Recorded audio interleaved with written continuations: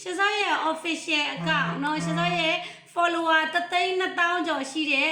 official account ဒီကနေ့ကြာသပတေးမနေ့မှာပဲချက်ချင်းဒီဘန်းခံရပါတယ်ဒါကြောင့်မလို့ရှင်စောတို့ဒီအရင်ကနေကပြောတယ်ရှင်စောရဲ့အရန် account လေးတွေအထားပေးပါလို့ပြောတယ်ပေါ့နော်အခု account ဒီရှင်စောရဲ့အရန် account ပါအဲ့တော့အကယ်၍เนาะရှင်စောရဲ့ main